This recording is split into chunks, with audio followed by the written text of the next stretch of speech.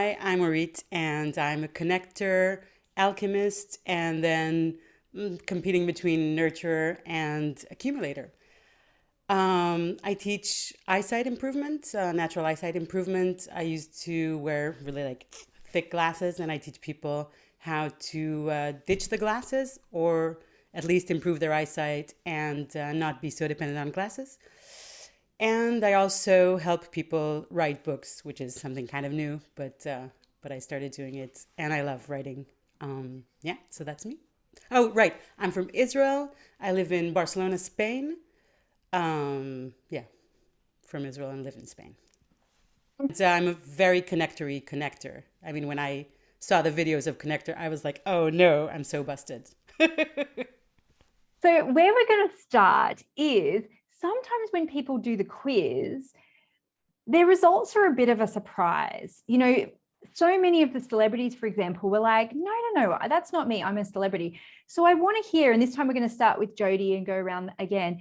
Was it a surprise, or have you always known that you're a connector? Or is there part of you that was like, don't put me in a box, Denise? I want to hear your reaction finding out that you're a connector. Um, yeah, I guess I was not surprised that I'm a connector because I really am all about relationships and all about that thing of sharing information. There's like 5 seconds between the moment I learn something and the moment I'm teaching it. I've taught so many very different things in my life, and I just love sharing information and fitting people with like what they need, the solution they need. And I'm always like counseling everybody. Um, and then when I kept going into the connector thing and saw the thing about the money, well, yeah, it kind of describes me. So I'm never really dependent on anyone, but never really totally independent. Somehow just making it happen. I'm not sure exactly how. So yeah, but also I'm a shy extrovert. I'm not so good with a lot of people, but very good one on one. And some moments I just become like the center, which is kind of weird. Just like someday I'll go and just make everyone laugh. Everybody's talking to me, da da da. And then the next day I'm not like, reading a book, not even looking up. And so what I want to do is go back in time. Okay. I want you to think of the baby connector you, because every archetype often has to unlearn things, or they were told they were wrong at a young age, and that those things aren't necessarily valuable. You know, those things that just came naturally to you as a kid is often a clue, right?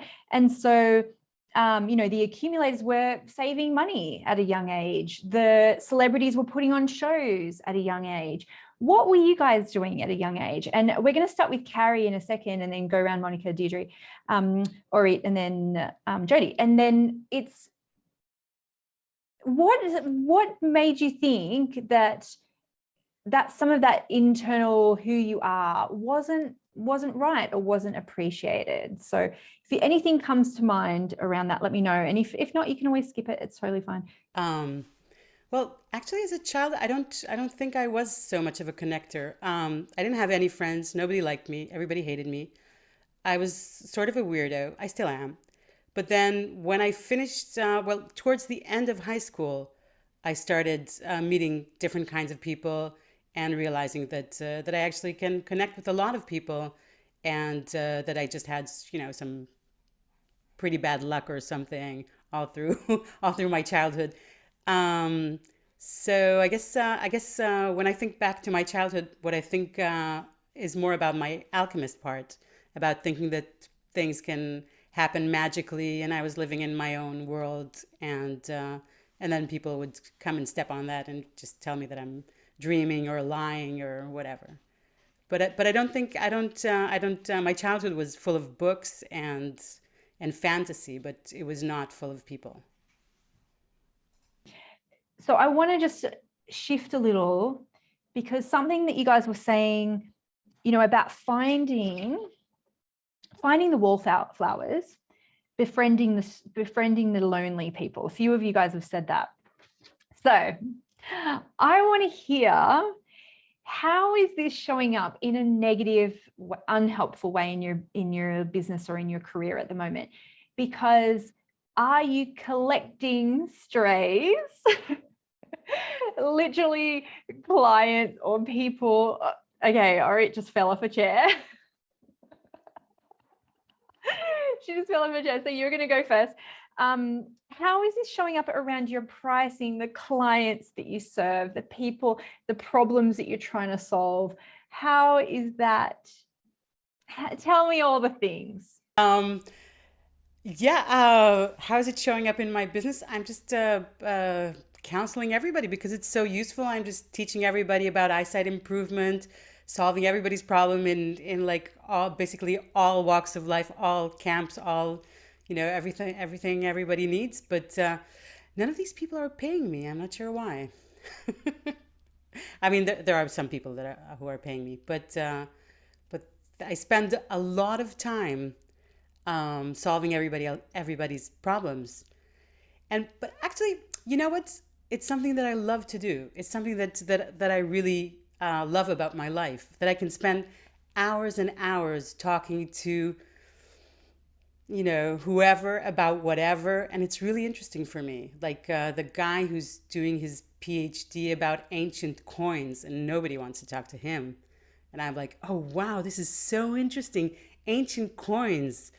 Um, I helped a friend of mine write his thesis in mathematics. I don't know anything about it, but he needed a writer. And, and it was like so interesting for me. I was like, oh, fractals, that's awesome. And for like a very short while, I knew, quite a bit about fractals. It's all gone now, but and I just do all these things. And I'm kind of thankful and grateful to myself for taking the time to do these things. Although financially, they're not very good decisions because it's a lot of time, usually just volunteering to do these things. And yeah, I guess it would be nice to have some money, but you know, as the as the personality thing says, it all somehow magically works out. So Just to finish up, and again, I just want to say how much I've loved this conversation so much. It has been just so magical and beautiful. And I just want you to reflect on one thing before we finish up too, is, really embracing technology, embracing automation, embracing the business tools that people like me can help you with, and accumulators can help you with, your accumulator friend can help you with. And because that's the way we think, but it means that you can help and connect with so many people on their terms. And someone even on the call yesterday, they said, Denise, you don't even know it, but you're like my best friend. And when you guys know how low of a connector I am and how much I, try and put that into my business, because I do care about people, I just don't have the capacity to do it like you guys do. But I want you to trust that your caring heart and your knowledge can be amplified on your terms, absolutely on your terms. So let other archetypes help you with that. It's like having a magical tool to amplify it. It's a homeopathic effect, and it will be so potent for you guys when you really, really get that. And I'll laugh too, because one person on the celebrity call, she said, thanks so much for sending me cookies when I achieved my goal. And I said, Mara is our connector. She's the one who does that. I get the recognition for it, but I never have, like, she's the one looking for who's doing the things and remembering all that stuff that comes so easily to you guys, remembering people's names and birthdays and remembering the things. It does not come easily to everyone else. So sometimes even if you just sit and think about, how can I break that down? How can I teach that to other people, or to be, to have more connector, or just how can I amplify my voice? So just to finish up, I would love to just hear, a final thought from each of you about how money archetypes has helped you, how it's, made some shifts for you, or, anything like that.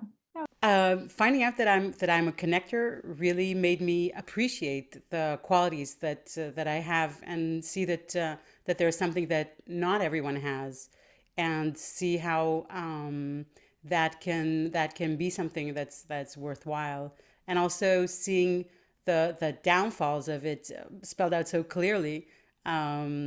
It was interesting for me to just like notice how I've been, hiding under the desk, not looking at my, money things, those things, and kind of leaning on other people, very lightly, but for basically all my life, never being totally independent. And I was like, hey, I'm a smart girl. I'm good with math. There's no reason for me to not be able to manage some huge amounts of money.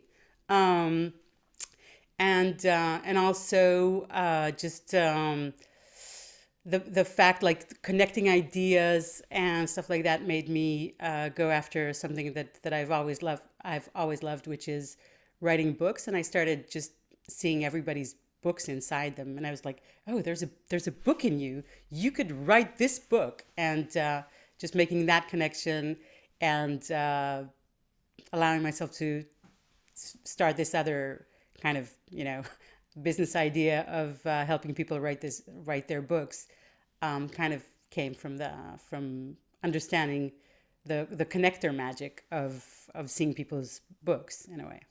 Wow. Thank you so much for your generosity, everybody, and your connection and the ideas and all of the things. I just appreciate you so much. So, are you a ruler, a connector, or a maverick? Hang on, maybe you're more of a romantic or a celebrity. Take the money personality quiz right now and find out which of the 8 money archetypes you are.